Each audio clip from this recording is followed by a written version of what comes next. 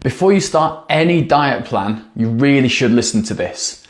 Hey guys, it's Sam here at Schofield Fitness, and I specialise in helping busy men in Harrogate get back into fantastic shape, feel better and look better. And really what I want to talk to you about today is the ideas you should have in your head before you start any diet or any restrictive meal plan at all.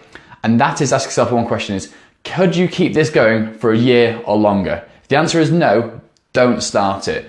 Because the main problem we have is we have this idea that we have to go on these restrictive diets and cut all this food out.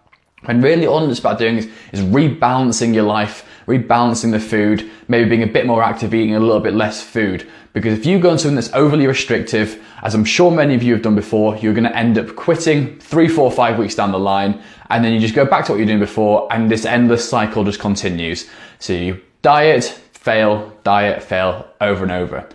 Really what you need to be doing is finding ways of incorporating slightly healthier decisions into your day-to-day life, finding a way to be a little bit more active, just make small changes as you go, incorporate better and better habits, and eventually, year down the line, you're going to have a massive change. Whereas if you're continuing this cycle, you're going to end up just doing it year in, year out. Really what we think about is how long have you been wanting to try and lose weight? How long have you been thinking about it? How long have you been happy with how you look?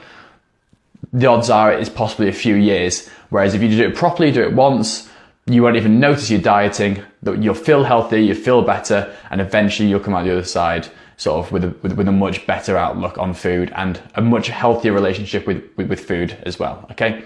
So, very simple tips to put this into place.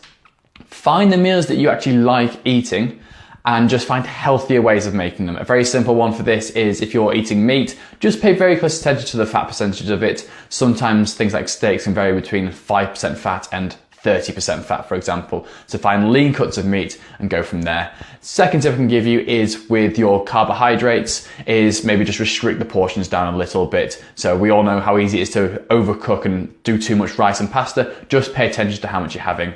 And then also the final one really is just to make sure you're eating your big meals on the day you're doing a lot of work. If you've hit the gym and you've had a hard workout, go and have your big meals. Have a pizza on that day. I'm not saying every day you work out, have a pizza, but if you want a pizza, make sure you've worked out hard that day. Don't come home from a day where you've done nothing, go, I feel tired and lethargic, go and have a curry and then wonder why you're not getting anywhere. So eat big on the days you've worked hard and then cut the portion sizes down a little bit on the days you haven't. Okay? It's very simple, give that a go.